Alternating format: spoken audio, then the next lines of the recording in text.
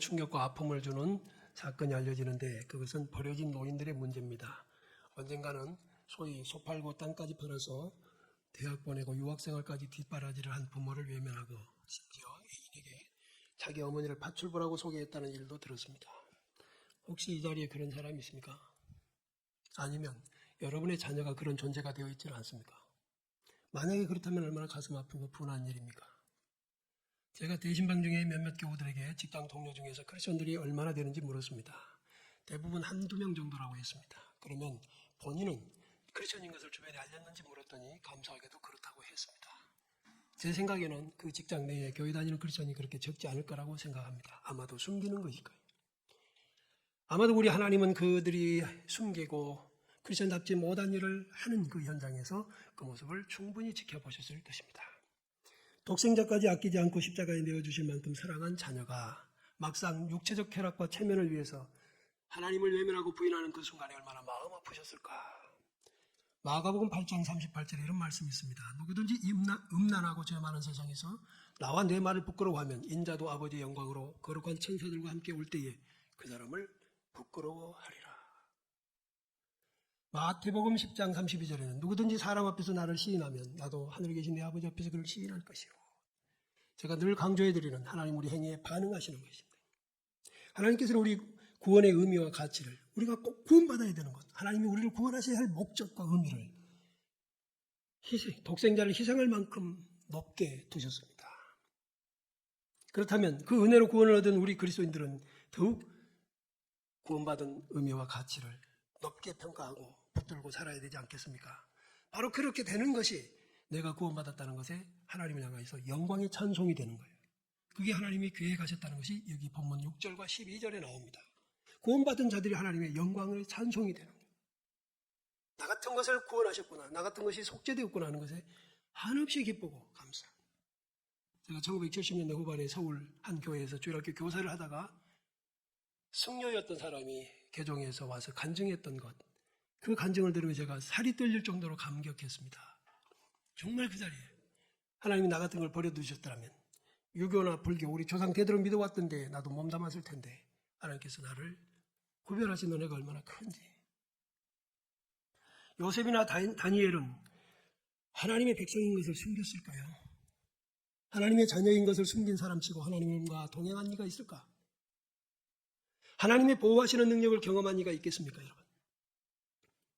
하나님은 사람을 모르시는 것이 아닙니다.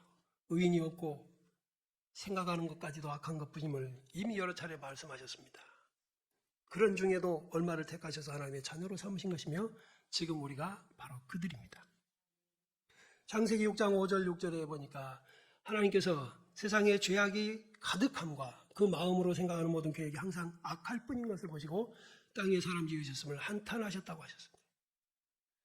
그러한 대상인 우리가 그리스도의 십자가 속죄로 이렇게 구원의 백성이 되었는데 어찌 그것이 숨길 것이 되고 그게 어떻게 그렇게 부끄러운 것이 될까? 과연 하나님 앞에 떳떳하게 설 수 있는 사람이 있을까? 과연 우리 중에 나는 구원받을 만한 자격이 충분히 있다고 말할 사람이 있는가? 로마서 3장 10절에서는 그런 사람들에게 이런 생각을 말씀하십니다. 기록된 바 외에는 하나도 없다. 사람을 살피시는 하나님께서 딱 선언하신 겁니다. 물론 겉으로는 도덕과 윤리를 잘 지키는 것 같으니 사람들 앞에서는 추앙을 받고 인정받을지 모르지만 우리 하나님 보실 때에는 하나님 우리의 생각까지, 숨은 동기까지도, 행동의 원인이 되는 그것까지도 하나님 살피시니 한마디로 의인은 없다. 하나도 없다. 이 말은 모두 지옥에 해당하는 심판의 대상이다. 아멘. 그럼에도 불구하고 그리스도 예수와의 십자가 안에서 여러분 오늘요 우리가 지금 3절부터 12절까지 읽었는데 여러분 혹시 발견하셨는지 모르겠어요. 8절을 제외하고는 모두 그리스도 안에서 있습니다. 그리스도 안에. 그 안에, 그리스도 안에 이 말이 전부 예수 그리스도 곧 예수님이 십자가에서 처참하게 죽으시고 흘리신 피로 속죄받았다고 하는 그 사실 하나가 잊혀지지 않고 반복 매 절마다 강조되고 있습니다. 나는 누구인가라는 인식이 건전한 인생을 사는데 매우 중요한 출발선이 되는 것처럼 그리스도인이 자신을 바르게 인식하면 내가 하나님의 자녀다. 나는 창조전에 하나님의 예정된 자다. 그리스도의 십자가의 속죄가 나를 위한 것이었다는 것을 인식하고 산다면 어디에서나 떳떳하고 담대한 신앙생활을 할 수 있으리라고 믿습니다. 사람의 몸을 입고 이 세상에 오신 예수 그리스도의 십자가의 속죄의 죽음과 부활의 은혜가 없었으면 죄 용서나 구원도 없습니다. 그리스도인이라는 말도 없었을 거라고 제가 계속 강조하고 있는 것입니다. 주님이 하신 그 일로 인해 만들어진 그리스도인은 하나님의 자녀가 되고 하나님 아버지를 사랑하는 신앙생활을 펼쳐가는 것이 특징입니다. 오늘 그리스도인의 정체성 세 번째 시간, 우리는 하나님의 자녀, 그리고 우리의 신앙생활은 하나님을 사랑하는 것, 이것이 특징이에요. 이게 아니고 억지라면 율법에 의해 내가 하나님 앞에 날벼락 맞을까 봐 두려워서 교회를 오고 하나님 앞에서 벌 받을까 봐서 헌금질금하는 그런 거라면 그는 아직 어리거나 아니면 병든 신앙의 소유자입니다. 십자가에서 죽은 이가 어떻게 죄를 없이 하고 천국 가는 길이 되겠느냐 따지고 묻는 똑똑한 사람들, 소위 지혜 있다 하는 사람들이 있습니다. 세상에서 따지고 자신의 지혜를 자랑하는 교만한 자들이 많다는 것을 아시는 하나님, 택하신 자들에게만 믿음을 선물로 주셔서 그 사실이 믿어지게 하십니다. 제가 청년 때에 서울 남산공원에서 구경러와 벤치에 앉아있는 이들에게 전도를 하러 다닌 적이 있습니다. 그때 한 만난 사람, 자기 주먹을 믿으러 합니다. 정말 그런 사람이 있더라고요. 정말. 그 사람 주먹이 자신은 어떻게 인생을 펼쳐갔는지 지금 몹시 궁금하지만 한 가지 결론은 인생은 실패했을 것입니다. 자기를 믿는 사람이 자기를 일으킬 세울 힘 없어요. 인생은 그만큼 연약한 존재예요. 붙들어 줘야 하는 것이고 하나님의 은혜가 있어야 하는 것입니다. 하나님께서 택하신 자들에게만 믿음을 선물로 주셔서 십자가 사건이 믿어지게 하는 거예요. 그래서 온 마음과 인격으로 믿고 다른 사람들 앞에서도 담대하게 선언하고 그것을 자랑하게 하시려는 게 목적이라고 이 본문은 분명히 말씀하세요. 고린도전서 1장 18절로 19절에 십자가의 도가 멸망하는 자들에게는 미련한 것이고 구원을 받는 우리에게는 하나님의 능력이라고 말씀하십니다. 할렐루야. 얼마나 미련하게 보일까? 그들의 아니 게 아니라 죽음은 실패 아닙니까? 그러나 세상에 우리가 잘 알고 있는 나폴레옹, 세인트 헬레나 섬에서 귀양 속에서 마지막 죽을 때 그가 읊었다는 말, 나사렛 예수는 사랑으로, 근데 자기는 칼로 세상을 정복하려고 했지만 자기는 실패자가 되었다고 고백했다는 거죠. 우리 하나님은 이렇게 십자가를 미련하게 여기는 자들에게 이렇게 말씀하시죠. 내가 지혜 있는 자들의 지혜를 멸하고 총명한 자들의 총명을 폐하리라. 그래. 자기 꾀에 자기가 넘어가는 거예요. 우리가. 오늘 새벽에 하나님의 은혜가 없으면 어떻다는 것을 우리는 다윗을 통해서 배웠습니다. 다윗이 사울 왕에게 쫓기는 이제 도망자의 생활을 시작을 막 했는데 제사장의 마을인 놋 땅에 가서 제사장에게서 먹을 것 구합니다. 그리고 골리앗의 칼을 가지고 나오지요. 그랬는데 그걸 가지고 나간 지역이 바로 가드 지역입니다. 블레셋 가드. 기가 막힌 일입니다. 다윗이 얼마나 기가 막힌 연약함을 보이는지요. 다른 때는 기도하지만 이때는 자기가 너무나 두렵고 며칠씩 굶어서 제사장 아히멜렉이 볼 때 이게 뭐냐 하고 벌벌 떨 만큼 무서운 몰골로 그 장에 들어갔어요. 가서 제사장들이 먹어야 하는 거룩한 떡을 가지고 나옵니다. 그리고 골리앗의 칼을 가지고 나오죠. 여러분 묘하게도 골리앗은 가드 사람입니다. 근데 골리앗을 가지고 있었던 칼을 가지고 가드 땅으로 들어가니 지발로 사지에 들어간 것이죠. 모를 거라고 했을까요? 들켰습니다. 금방 알아봅니다. 그리고 그는 거기서 미친 척 하다가 겨우 목숨 구해서 나오는데 그게 바로 하나님의 은혜입니다만은 여러분 하나님께 기도하지 않으면 우리는 이렇게 자가당장 모순 속에 빠지는 거예요. 하나님의 은혜가 아니면 우리는 살 수가 없어요. 어떤 면에서 살 수 없느냐? 세상적으로는 잘 살겠지만 하나님의 은혜가 아니면 우리가 믿음을 지켜 살 수가 없어요. 성도답게 하나님의 자녀답게 살 수가 없자고요.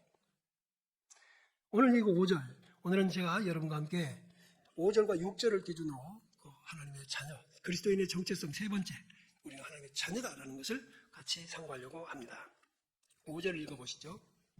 그 기쁘신 뜻대로 우리를 예정하사 예수 그리스도로 말미암아 자기의 아들들이 되게 하셨으니 사람은요 누구든지 원해서 하나님 자녀가 될 수 있는 거 아닙니다.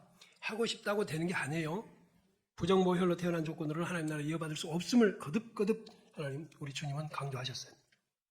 사람이 가진 지식, 재물, 부귀, 권력 그 어떤 것으로도 하나님의 자녀를 만들 수 없어요. 그러기에 하나님께서 창세전에 택하신 이들이야말로 복받은 것입니다. 바로 그런 사람들이 그리스도인이 되고 또한 예수께서 십자가에서 대신 지불해 주셔서 죄값을 치르시고 거룩하게 해주신 그 은혜를 받은 자들이 그리스도인이에요. 또한 그대로 내버려 두지 않으시고 말씀과 성령을 보내셔서 인격을 다듬어 주시고 흠이 없게 하시는 이들이 바로 그리스도인입니다. 아멘. 그래서 저와 여러분들 아직도 흠이 많다는 말은 다듬어 가고 있다는 뜻이지만 마침내 하나님 옆에서 거룩하고 흠이 없게 하시려는 뜻을 이루게 될 줄로 믿습니다. 로마서 8장 29절로 30절에 보면 하나님이 미리 아신 자들로 하나님의 형상, 그 아들의 형상을 본받게 하기 위해서 미리 정하셨다고 하죠. 목적이 선명하게 나옵니다. 미리 정하신 예수를 믿도록 만든 이유가 뭐냐? 하나님의 자녀, 곧 예수님을 닮도록 하는 거예요. 하나님이 하시는 일, 사람이 변경하거나 가감할 수 없어요. 하나님께서 부르신 자만이 하나님을 아버지라 부를 수 있습니다. 하나님께서 택하시고 부르신 자 외에는 아무리 세상에서 많이 배웠어도 아무리 능력이 출중해도 안 됩니다. 하나님이 그러면 왜 택하신 이들이 있을까? 왜? 뭐 하려고 택하셨을까? 바로 목적이 하나님의 자녀, 곧 하나님의 아들로 삼으시려고 하셨다. 여러분, 이것이 충격입니다.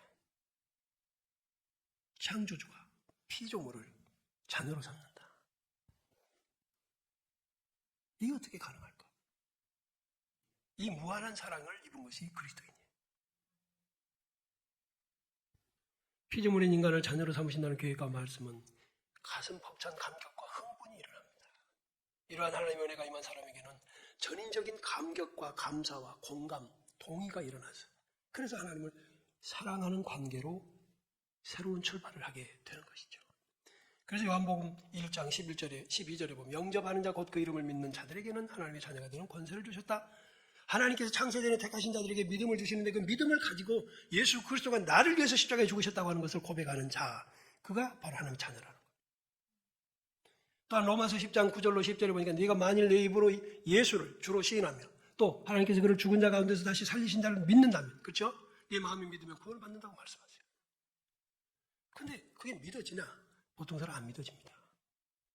하나님의 은혜가 임해야 믿어집니다. 그래서 사람이 마음으로 믿어 의에 이르고 입으로 시인하여 구원에 이른다. 이 마음으로 믿는다는 말은요, 전 인격적 동원이 된다는 거예요. 나는 아주 그냥 그게 내 형상화가 되고 체질화되어 버린다는 뜻이에요. 입으로 시인한다는 말은 사람들 앞에서 자랑한다는 뜻이에요. 할렐루야. 숨기는 자가 아니라고요. 숨기는 게 아니에요. 자랑해요. 왜? 이게 특권인데 어떻게 자랑? 어떻게 숨기겠어요?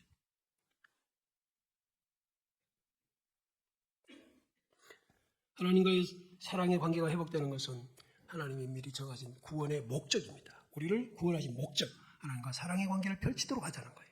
그런데도 불구하고 하나님을 사랑하지 않고 내 말은 어떤 상업적인 이익을 추구해서 교회를 드나드는 사람은 아직은 믿음이 옅거나 아니면 하나님의 백성이 아니거나. 시장을 100번, 1000번, 10,000번 다녀도 시장에 내 아버지, 어머니가 없다면 관계는 안 만들어지겠죠? 그러나 단 한 번 가도 내 어머니를 찾아가고 거기서 장사하시는 내 아버지를 찾아간다면 그건 아버지와 아들의 관계 맞지요? 그러므로 창조자 하나님을 사랑하는 아버지로 모신 우리의 복종, 곧 말씀을 따라 사는 삶은 강압에 의한 종의 복종이 아니라 아들의 입장에서 아버지를 사랑하는 복종이 되는 줄로 믿으시기 바랍니다. 말씀대로 살기가 힘들어요. 그러나 우리 아버지가 이걸 원하셔. 그러니까 그 길 가는 거예요. 제 둘째 딸이 놀기를 참 좋아하는 딸이었습니다. 고3 때까지도 선생님이 불러서 너 대학 가기는 갈 거냐? 왜 기숙사 구멍을 뚫고 뭐 저기 어디로 가고 놀러 가고 막. 그러니까 그런 애가 홍대에 갔습니다. 홍대 사대를 갔어요. 여러분 아시죠? 대한민국의 홍대가 어딘지. 얼마나 가슴 철렁한 일입니까? 그런데 그는 목사의 딸로서 자기를 지켰습니다. 감사하더라고요. 감사해요. 아버지가 뭘 원하는지 아니까. 내가 그 딸을 얼마나 사랑하는지 아니까. 지도 나를 사랑하고. 이게 관계예요. 여러분, 하나님 우리를 얼마나 사랑하셨으면 독생자를 내놓으셨겠어요. 그 앞에서 사랑으로 반응해야 그게 온전한 관계예요.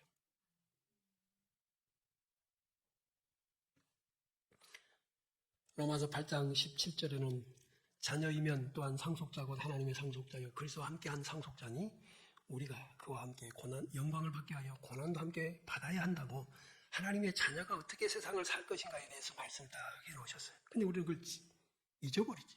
자꾸 잊어버려. 근데 보니까 상속자가 되는 조건 중에 하나는 고난도 받는 거예요. 근데 고난을 그냥 받는 게 아니라 그리스도와 함께 받는 거예요. 할렐루야. 여러분이 신앙을 지키려고 하는 순간에는 혼자가 아니라 그리스도가 함께 계시다는 거예요. 마치 스데반 집사님이 돌무더기 아래서 목숨을 잃어갈 때 그리스도께서 하나님 보좌 우편에 서서 그를 지원하시고 그를 기다려주신 것 같이, 상속도 그리스도와 함께 한다면 고난도 그리스도께서 함께 해주실 것을 믿으시기 바랍니다. 이스라엘은 지리적으로나 숫자적으로나 또는 영토의 크기로나 우월한 면이 하나도 없다고 제가 자꾸 말씀드렸지요. 그런데 하나님께서 하필이면 그들을 대이집트 제국을 뒤엎어놓은 게 아니라 그 자리에서 뽑아내셔서 광야를 거치고 찾아간 곳이 가장 작은 땅, 서쪽 지중해를 제외하고는 나머지가 전부 강대국에 가려져 있는 포위당한 땅으로 데려다 놓으셨어요. 가장 불리합니다. 인간적으로는 정말 왜 이런 이해가 안 됩니다. 그렇지만 하나님은 그들에게 세상에서 유일무이한 하나님 여호와가 보호자가 되신다는 사실을 실감하게 만드셨어요. 교회 여러분, 직장에서, 세상에서 오늘 이 말씀 들은 내일부터 크리스천임을 선언하십시오. 나는 하나님의 자녀인 것을 선포하십시오. 하나님께서 그 모습 보시리라고 믿습니다. 그리고 하나님의 보호를 요청하십시오. 하나님은요, 이스라엘 백성들을 축복하는 자를 복 주셨고 그들을 저주하는 자들을 대신 저주해 주셨어요. 그래서 이스라엘의 보호자가 존재한다는 사실을 만천하에 분명히 선포하신 것입니다. 여러분, 지금까지 내가 신앙생활을 혼자 한다, 고난을 내가 혼자 받는다고 생각했던 사람은 회개하시고 믿음 지키십시오. 나의 보호자가 계시다. 아멘. 나의 보호자가 분명히 존재한다. 고난 안 받는 사람이 그걸 어떻게 경험하겠어요?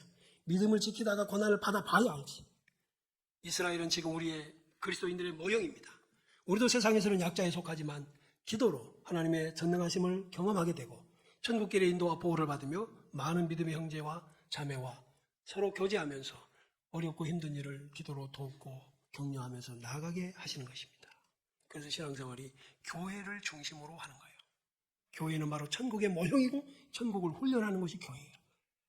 우리가 어설퍼서 서로 상처도 주고 서로 문제도 있고 때로는 매우 부끄럽게도 반목하기도 하지만 마침내 하나님 우리 위해 그 많은 성품들을 다 다듬으셔서 고난을 통해 마모시킬 겁니다.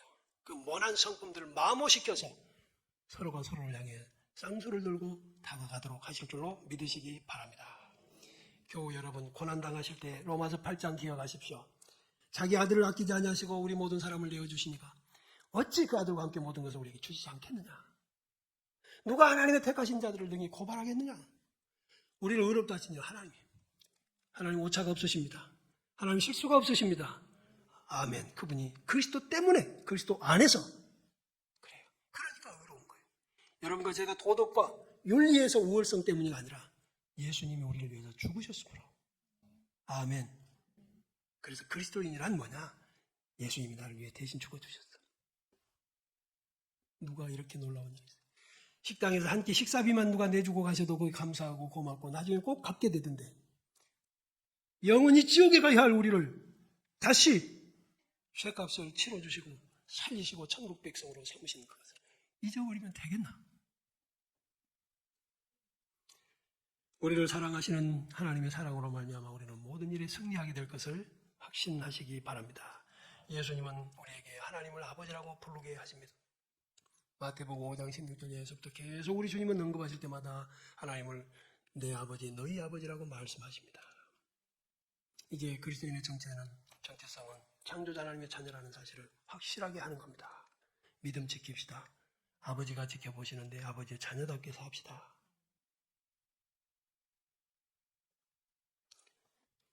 정리하겠습니다. 하나님께서 우리를 자녀로 삼으신 것은 모든 것을 주시고 누리게 하시려고, 그래서 거룩하지 못하고 흠 많은 우리를 씻기시고 다듬어 주시는 과정을 우리 이제 겪고 있습니다. 어떻게 내가 스스로 하나님의 자녀가 될 수 있는가? 여러분, 안 됩니다. 절대 안 됩니다. 딱 하나, 그리스도 예수 안에서. 아멘. 하나님은 이 세상에 많은, 지금 이제 70억이 아니라 80억이라고 하대요. 이 많은 인구 중에 자기 자녀로 구별하신 이는 그렇게 많지 않습니다. 그 은혜 입은 것을 거듭거듭 감사하시고, 우리가 어떤 자격이나 공로로 나아가려고 하지 말고 예수 그리스도, 그분 때문에 내가 이렇게 되었다. 예수님 때문에 나를 구원하시기로 하나님이 계획하셨고 그것이 내게서 적용되고 완성되어졌다. 이것을 믿으시면서 이게 꿈 같은 현실인 것을 기뻐하면서 믿음 지키면서 오는 심한 고난들 주님과 함께 겪으시고 승리하시기를 축복합니다. 일어나서 같이 찬양합시다.